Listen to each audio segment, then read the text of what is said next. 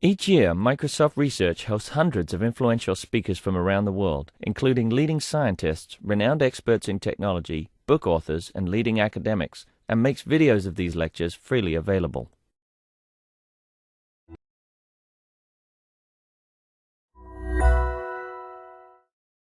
It's a great pleasure to have Yuan Zhou here. So Yuan is a student at Carnegie Mellon University, and he's graduating this year. Yuan done some excellent work on approximation algorithms, and today he will tell us about one of his recent results. Thanks. So yeah, I'm going to talk about the hardness of robust graph isomorphism, Lasserre graphs, and the asymmetry of random graphs. And this is a joint work with Ryan O'Donnell, John Wright, and Chenggang Wu. And most of the slides here are made by my co-author, John Wright. So like there are three terminologies in the title. It's a quite long title there. So the robust graph isomorphism, the Lasserre graphs, and the symmetry of random graphs. So I start with the first, the definition of the first term, the robust graph isomorphism. I'll motivate the definition with this example. Say we are given this graph, which is yesterday's Facebook graph. So the nodes represents the users, and the edges represents the friend relationship. So here is me, and here is my co-author John Wright. And we are given here we are given another copy of yesterday's Facebook graph, and somehow we scramble it. Now, if we put these two graphs as input into a graph isomorphism algorithm A, so we expect such an algorithm tell us that yes, these two graphs are the same graph, and the algorithm should also unscramble the second graph, right?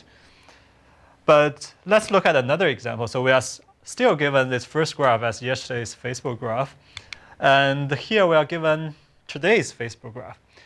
We see that it's almost the same graph, except there are a few differences. Say like me and John became friends, and some other two users, they defriend each other.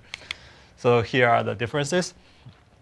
And now we also scramble this second graph and put them as inputs into the graph isomorphism algorithm A. Now A will tell us that no, they are different graphs, and it just terminates. So this is good. It's like it is what we should expect from a graph isomorphism algorithm, but it's a little unsatisfactory because they're almost the same graphs. So the question now is, can we detect this almost isomorphism? And if so, like, can we unscramble the second graph, right? So this motivates us to define the problem of robust graph isomorphism. At a high level, it says that given two almost isomorphic graphs, and the goal is to find the best isomorphism between them, or like something pretty close to it. So I'm going to define this more in more details, but let's start with some basic definitions such as isomorphisms. So isomorphism is just a bijection pi between the vertex sets of two graphs VG and VH. We say pi is an isomorphism if, like, for every edge UV in the G graph, after we apply the permutation or the bijection pi, the resulting edge is an edge in the H graph, and vice versa. So for example, we have these two graphs, and we have this permutation pi. We see that so this edge is mapped to this edge, and so on. And let's now modify the definition a little bit. So it is equivalent to define that a pi is an isomorphism. Like, let's assume first that the two graphs has the same number of edges. Then this pi is an isomorphism if and only if the probability over this uniform distribution of the edges of G, and we choose this UV random edge, and we apply the pi permutation, and the resulting edge is a edge in H graph. There's nothing different. But now it motivates us to define something like close to isomorphism. So we say this pi is the alpha isomorphism if this probability is alpha. Okay, so still like if this. But this is only one-sided error then. Yeah, so here we assume like the two graphs has the same number of edges, or like they are very close number. The numbers are very close. Yes. Yeah, because we really care about like whether two graphs are very close. So if their number of edges differ a lot, so they're already not very close. So now let's take a look at this isomorphism pi. We see it's trivially one isomorphism. And for a different mapping, say this pi, we can just do some simple counting and see this is a 1/2 isomorphism. So a very simple fact is that if the two graphs have a beta isomorphism, then they are alpha isomorphic when alpha is less than beta.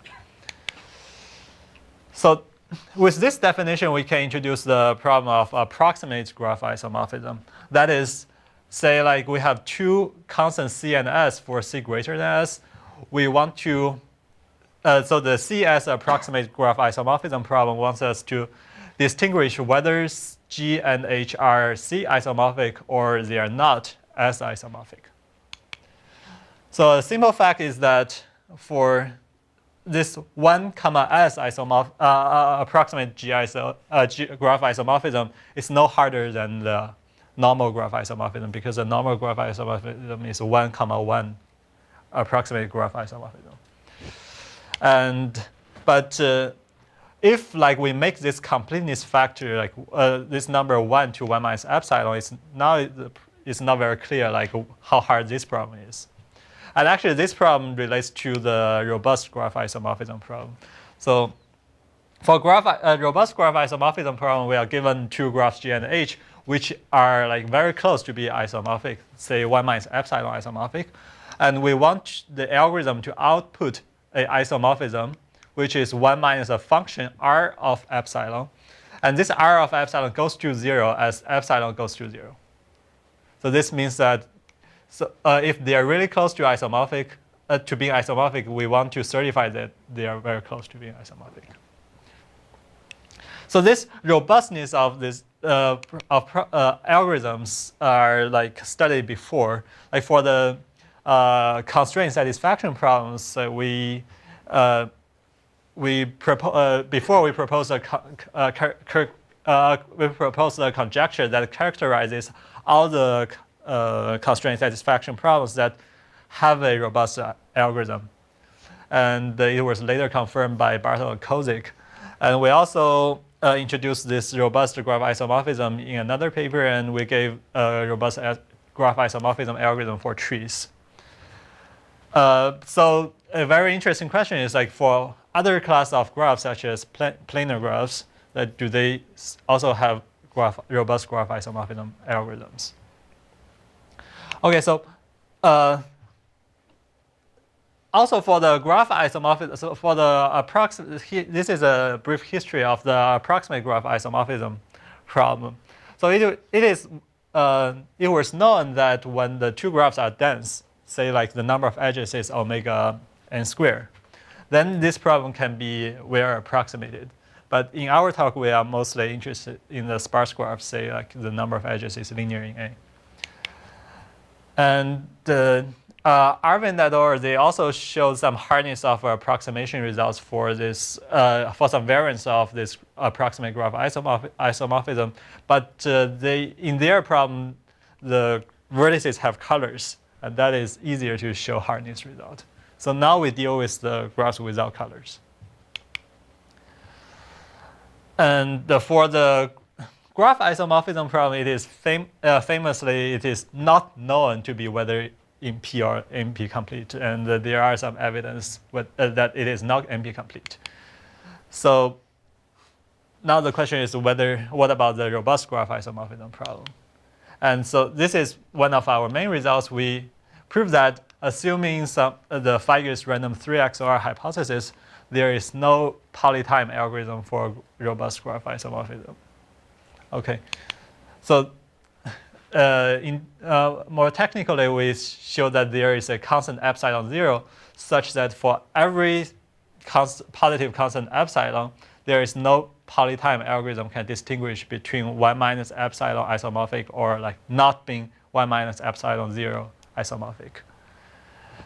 And so in other words, this robust graph isomorphism problem is hard. And actually, like after we submitted our paper, we also got some better results. Like instead of assuming the random 3 XOR hypothesis, we just assume RP does not equal to NP. We get the same result.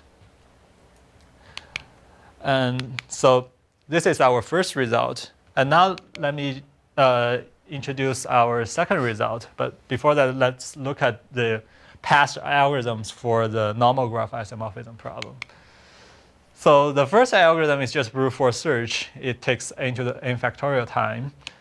And there was this pretty famous algorithm framework called algorithmic framework called the Withfaler-Lehman algorithm.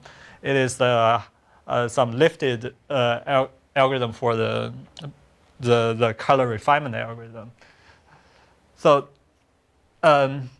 it also takes roughly order of n factorial time, but it is quite useful in the sense that later, like Baba and Lux, they combine this algorithm with some other group theory techniques. They were able to bring this running time down to the 2 to the square root n log n. So this Withfaler-Lehman algorithm is a pretty well-known heuristic for the graph isomorphism problem, and it actually has this parameter k, and for a fixed k, it runs typically in time n to the k, and when k is bigger, it takes more time, but also more powerful. And it is quite interesting to us as like someone in the optimization community. This recent work, they show that this Withfaler-Lehman algorithm is actually its power is actually almost the same as the level K Shredder-Adams linear programming relaxation. This is quite interesting because for us, it shows that the WL and the Shredder-Adams, they have almost the same power in terms of graph isomorphism. And for us, the Shredder-Adams LP is usually like called the super LP, is like very strong. And indeed, so graph isomorphism just being the feasibility problem. Yes, the feasibility problem. So you just write the LP and see whether it is feasible.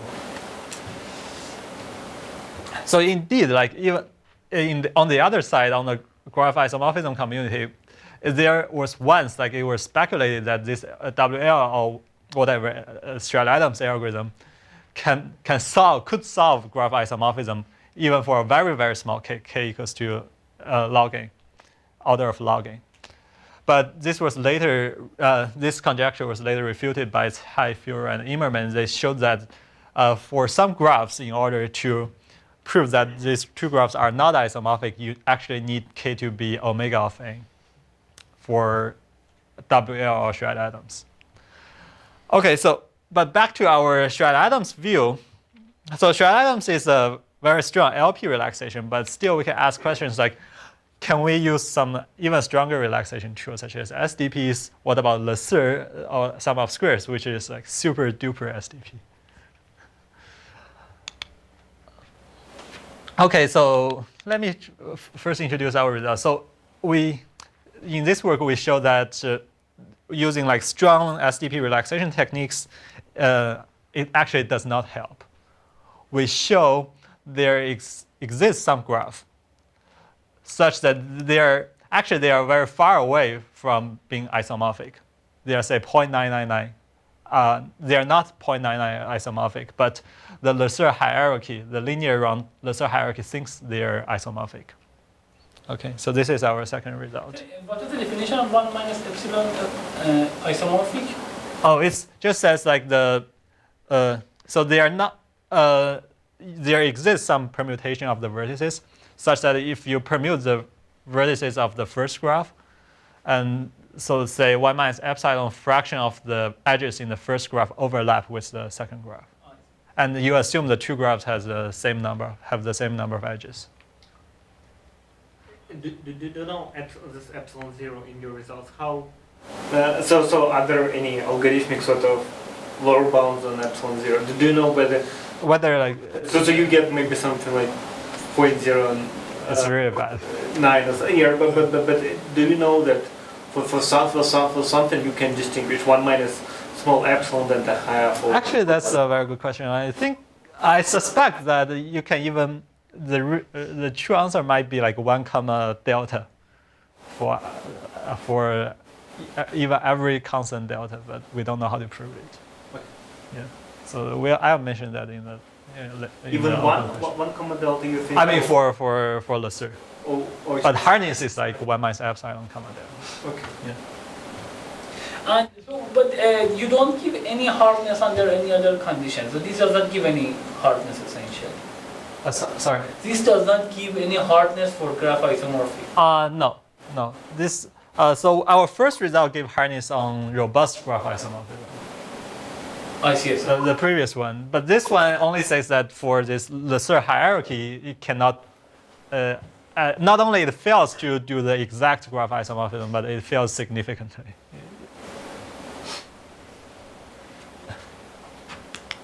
So in terms of how to prove it, like, so one slide, well, it's like we actually look at the previous work by Feige and Immerman. They showed that the shared atoms cannot distinguish two non-isomorphic graphs. So actually, their work is basically like a reduction from the 3XOR instance. So we use this observation and use the random 3XOR. So since like it was known before by Shadowback that the random 3XOR is hard for Lasserre, and we use this reduction. But there are several new ideas we need to introduce. Okay, so for hardness you use random 3XOR. Yes. So the two results are basically uses the same proof. It's just, so in the sense of that, let me just try to show the proof of our first theorem, which is assuming random 3XOR, there is no polynomial-time algorithm for robust graph isomorphism. So what was the definition? I just missed there. What was the definition of robust? Robust graph isomorphism is just say that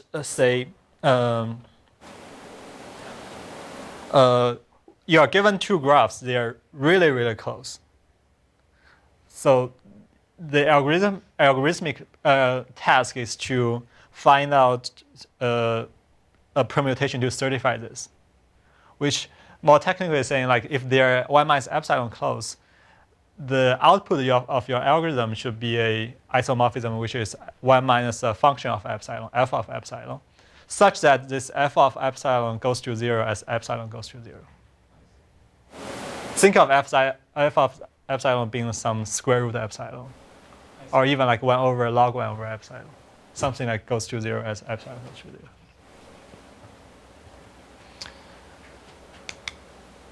And does it give anything for the regular graph isomorphism, this result? Regular graph. So I mean, strongly we don't regular. consider robust. So does it give, for example, I say that the graph isomorphism is hard, NP hard, or not NP hard, some kind of hard, doesn't give anything? No, it's no.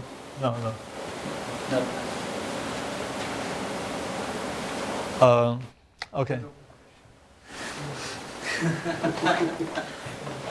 What was that? It's a good open question. Yeah, that's what I don't know. But what does it do for that problem? So it's not that. Okay. So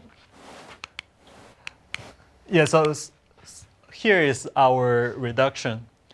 Yeah, one thing of Feige and Immerman is that actually their gap is really, really small. Like their gap is 1, 1. So their two graphs only differ by 1 edge. We need to make it like constant apart. So our reduction is our proof is a reduction from the 3 XOR. So here is the 3 XOR instance. So we have all these linear equations, and each linear equation is modulo 2, and it only has access to 3 variables. Okay. And for every equation, there are 3 related 3 variables has like 4 possible ways to satisfy this equation, right? For example, this is the 4 ways, and this is the other 4 ways for the other equation, and so on and so forth.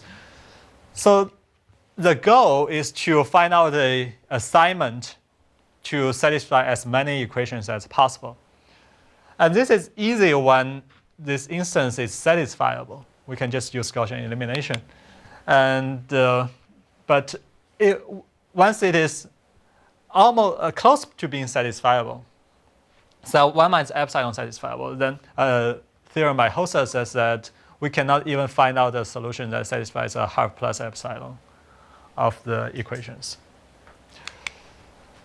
In other words, like we cannot distinguish whether this instance is almost satisfiable or far from being satisfiable. And so we want to use this to prove that for graph isomorphism, it is also have this style of hardness. Okay, so this is ideally we want this reduction so that almost satisfiable 3 XOR instance is reduced to almost 2 almost isomorphic graphs. And if the instance is far from being satisfiable, then we have like 2 graphs that are far from being isomorphic. So the first step is usually quite easy, but for the second step, we currently we don't know how to do it. We only know how to make this work for most of the non-satisfiable, far from satisfiable 3 XOR instances, which I mean the random instances. So this is the definition of a random 3 XOR. So say the random 3 XOR has n variables and m equations. And these m equations are chosen uniformly from the n choose 3 possible triples of this n variables. Say like we have the first triple being x1, x2, and x3, and the second being x3, x5, and x7, and so on and so forth. And now we write the equations like this, but we leave the right-hand side blank now. To decide the right-hand side, we just flip a coin for each, flip an unbiased coin for each equation, and to make sure they are like independent. It is quite easy to show that as long as the number of equations is pretty large, much bigger than n, then with very high probability, every assignment can satisfy at most 50 plus a small number percent of the equations. So the Feige's random 3 XOR hypothesis says that there is no poly-time algorithm that can distinguish between an almost satisfiable 3 XOR instance and a random 3 XOR instance, since the random 3 XOR instance is pretty far from being satisfiable. Okay. So this is quite well believed, and there's some standard complexity assumption, and it is widely used in some other results. And the current best algorithm for this problem takes time 2 to the n by log n. It's almost exponential time. So now we assume Feige's random 3 XOR hypothesis, and we want to do a reduction from a random 3 XOR instance such that, or from an almost satisfiable instance such that this almost satisfiable instance still goes to almost isomorphic pairs of graphs. And the random 3 XOR instance, which are far from, which is still far from being satisfiable, goes to a pair of graphs that are far from being isomorphic. So this is with high probability. Yes. So now we define our reduction. So we want to. at a high level, we want to define this reduction function graph to map a 3XOR instance to a graph. Suppose now we have such a function, but now we need to produce two graphs. What we do is we start from this 3XOR instance I, and we make another copy of make a very similar copy of I. We call it set I, which is we preserve every equation but change the right-hand side to all zeros. We call it set I just because now set I is always, this instance is always satisfiable by the trivial assignment, all zero, constant zero assignment. Okay, and suppose we have this reduction for a single instance. Now our pair of graphs is just the graph I and the graph set I. So what do you mean graph I? Graph is like I'll define it later. It's a reduction function. Oh, okay. I'll define in the next slide. Okay, so now I'm going to define this graph function. I first define some gadgets which works for a single equation. So we call this zero gadget because it works for the equation with right-hand side 0. And for the right-hand side being 0, they have all these assignments which satisfy this equation. In all these assignments, there are even number of ones, right? So now in my gadget, I have these 6 vertices in 3 groups. We call them just like, say, the variable blobs or variable clouds for x and y and z, okay? And yeah, in each cloud, there are like 2 vertices. Each one represents the assignment for x, say 0 and 1. And we also have this equation vertices. There are 4 of them. Each one corresponds to a assignment, a satisfying assignment to this equation. There are 4 of them. And now I connect edges. That is, I just connect in the obvious way. I connect every equation vertex to I connect 3 edges out from it to the one of each variable blobs with the corresponding assignment. Okay, so for this one, because x, y, z, they are all mapped to 0, so I connect to x0, y0, and z0. And also for this one, I connect to x0, y1, and z1, and so on and so forth. Find like some graph like this. So this is a little messy, so I'm going to write it abstractly in this way.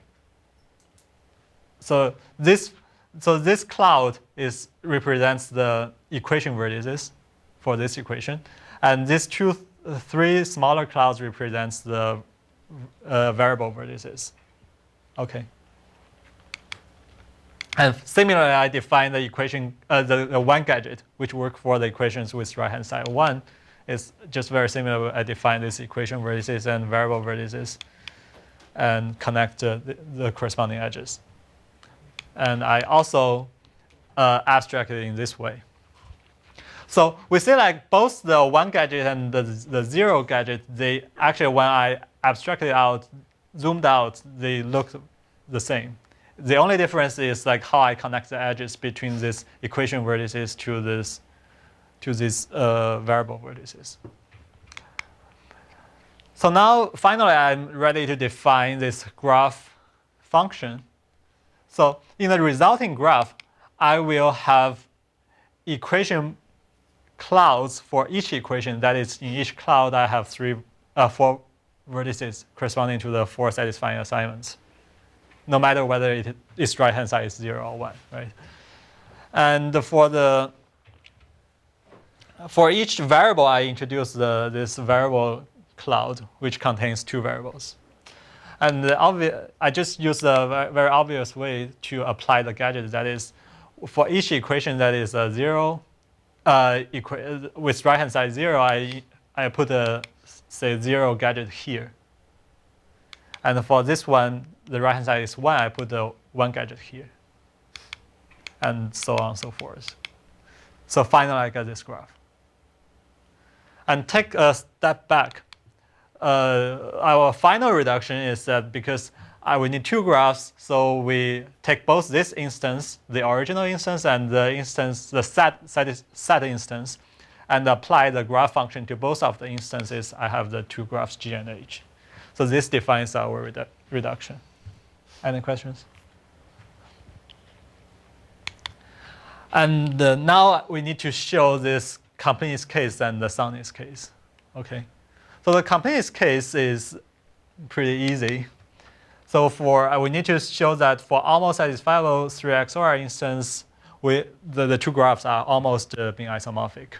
So for simplicity, I just show it for satisfiable 3 XOR instance. I'm going to show they are isomorphic.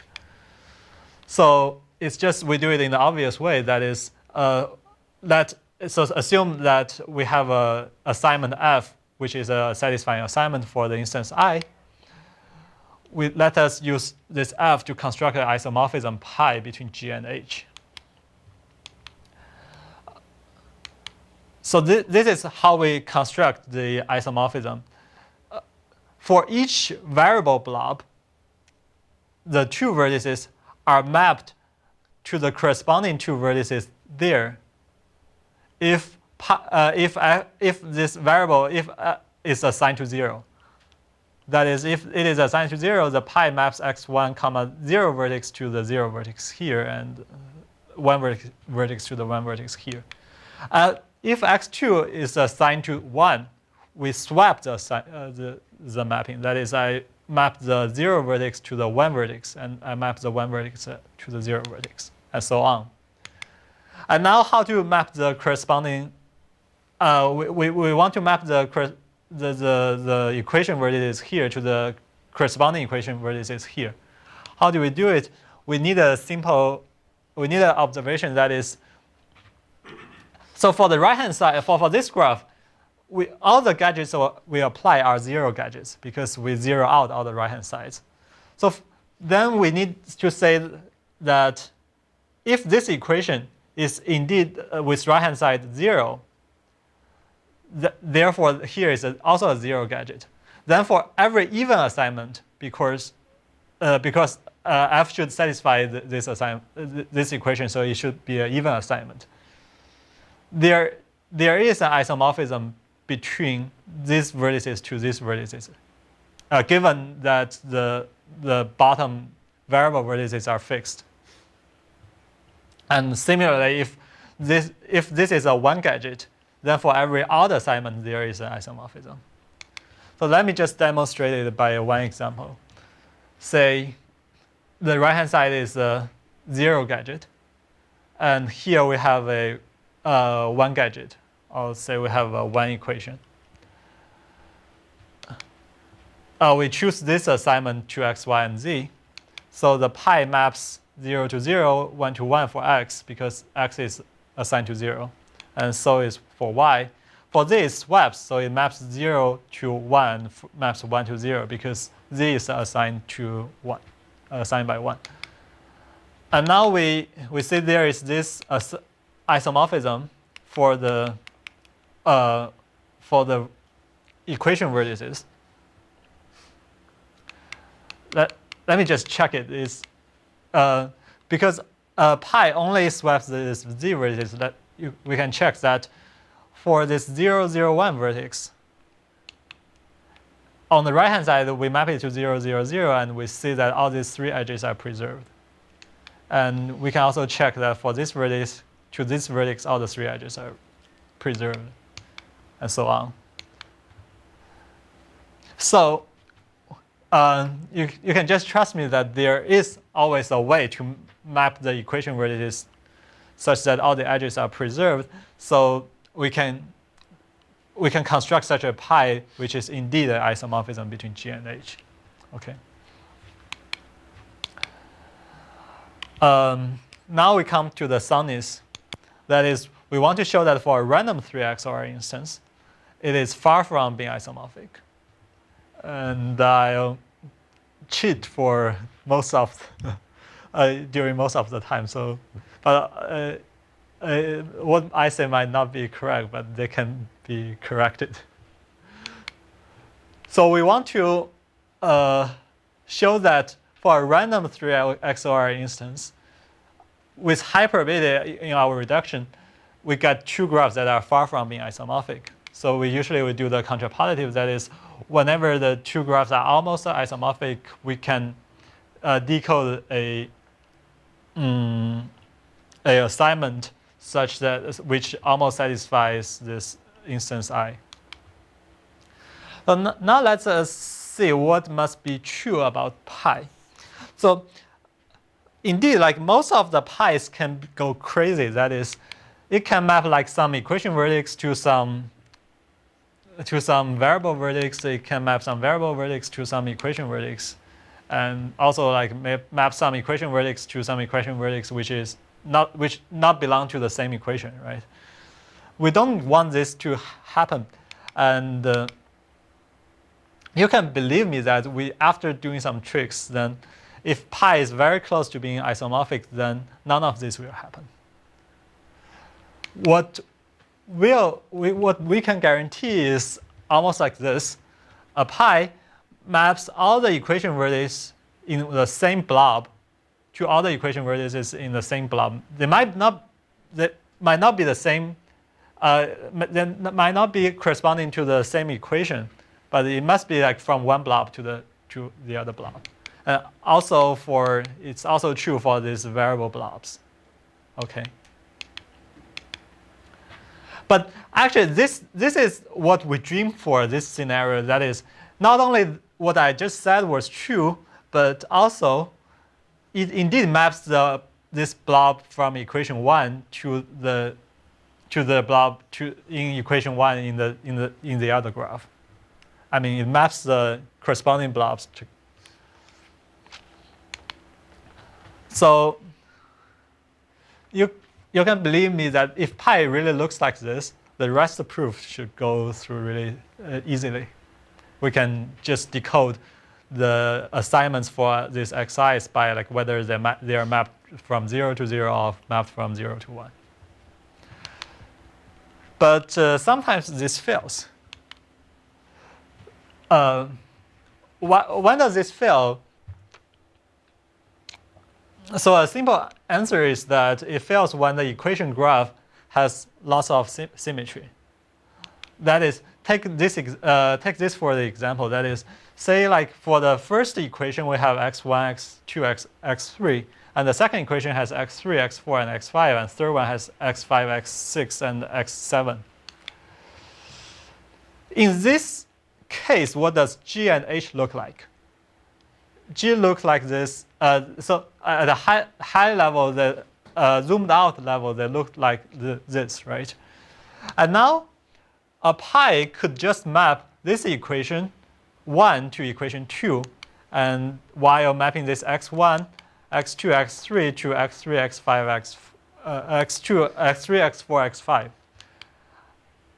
Now we see that all these edges, somehow maybe it can still be preserved to all these edges. And also for the equation 2, it can be mapped to equation 3 by making x3 to x5 and x4 to x6 and so on. So you can imagine such case might happen while like pi is still almost isomorphism or even exactly isomorphism. And in this case, we don't want this case because now for a variable x3, it is mapped to x5, and we don't know how to decode it. Right? So this is not what we wanted, but since this graph is produced randomly, we want to argue that random graphs usually don't have this kind of symmetry. So then we usually get our dream scenario, and this is our dream scenario, and the proof goes through. So this is a high level of the proof of the soundness. And now let me just say a little bit about our last topic, which is the robust asymmetry of random graphs. So a symmetric graph is just a graph that you can rearrange the vertices to get back to the same graph. So say like all these are the symmetric graphs because like you can, it's just obviously the symmetric graphs. And this is not symmetric. So formally, we say a symmetric graph is a graph with a non-trivial automorphism. By automorphism, I mean it's just the isomorphism between a graph and itself. And the trivial automorphism is just the identity mapping. So a symmetric graph is a graph which has an automorphism which is different from the trivial identity mapping. So the asymmetric property of symmetry property of random graphs were studied a long time ago from Erdos and Renyi. They show that this GNP model, a random graph is asymmetric with high probability when this P is bounded between n log n by n to 1 minus log n by n. And it was also shown for random deregular graphs. But in our case, first, it's a random graph with exactly m edges, and actually they are hypergraphs. But these are like some technical issues we can deal with. But indeed, the main problem is that we not only we want something more than asymmetric property, symmetry property. We want robust asymmetry. Because so now we define a permutation pi to be alpha automorphism, just as we defined for the alpha isomorphism. That is, this probability is alpha for G and G itself. Okay. So now let us ask, does the random graph G has a good alpha isomorphism? Of course, because every graph has the one automorphism, which is the identity permutation. So we cannot use this definition, just the same as the previous reason. So another definition we might use is we ignore the identity permutation. Does G have a good alpha automorphism? But still, this is always true because we can always take the identity permutation and just swap the first two vertices.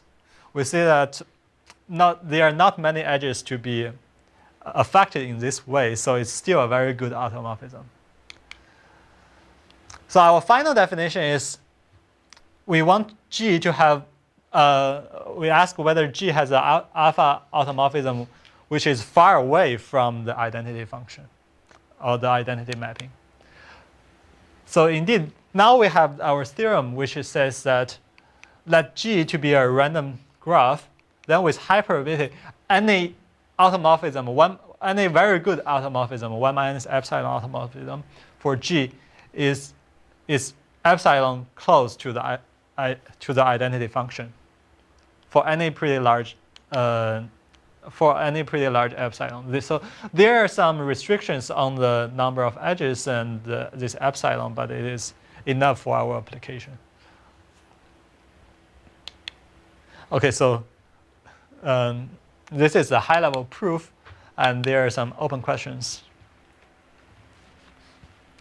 So the first one is still we assume we prove our hardness assuming RP not equal to NP.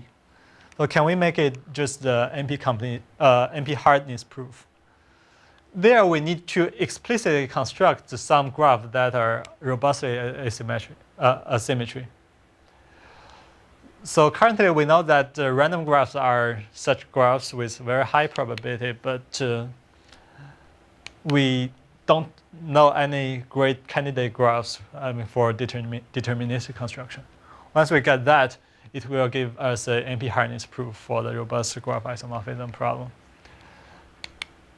So the second problem, just as Kostya asked before, like can we improve the hardness gap for robust graph isomorphism? So here is our theorem. We say like for every epsilon, we cannot distinguish whether it is 1 minus epsilon isomorphic or 1 minus epsilon 0 not isomorphic. But this epsilon 0 is really, really bad. it's like 10 to the minus 14 in our paper. Although we didn't try to optimize it, but still it's really bad. So I'm not sure whether it is worse or better than that constant in the corresponding PCP theorem. But in the PCP theorem, you can always use parallel repetition to always use parallel repetition to amplify the gap. And but for us, the question is there some procedure similar to the parallel repetition to amplify this gap? And one attempt is to try the tensor product. So given two graphs, let us take its tensor in this way. We know that the two graphs, if under some mild assumptions, the two graphs, if originally they are not isomorphic, then their tensors are not isomorphic. But what we really want to know is whether, given they're a little far from being isomorphic, are their tensors much farther from being isomorphic? This is our second open question, and that's all what I'm going to talk about.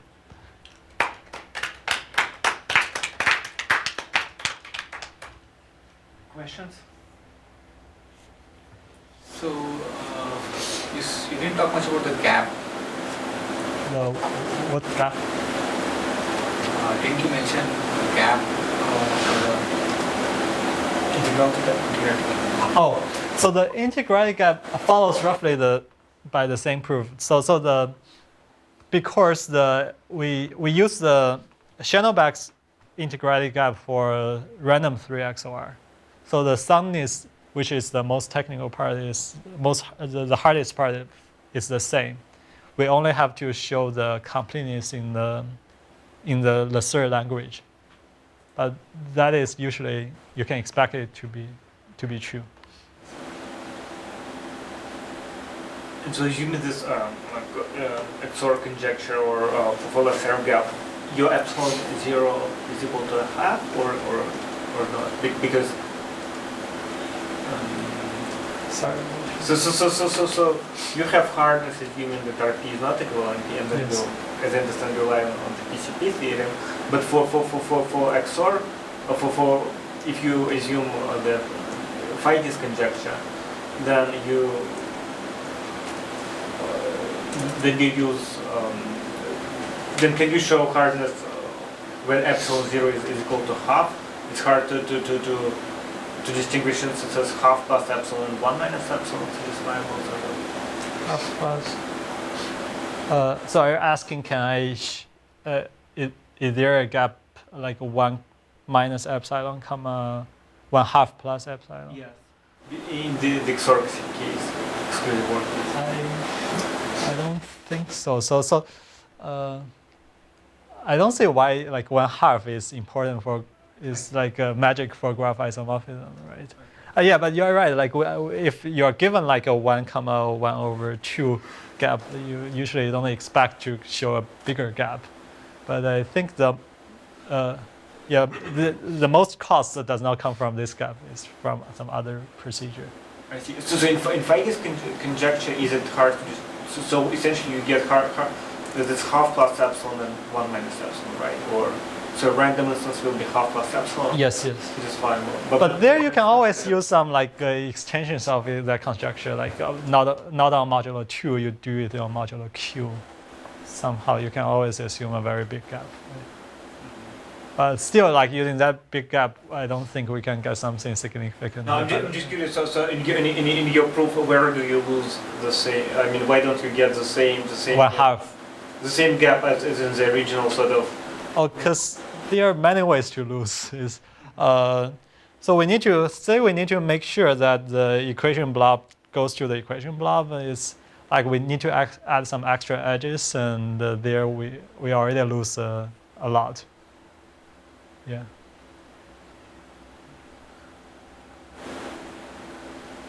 So yeah, you use some averaging argument that you easily lose a lot. More questions? Let's thank the speaker again.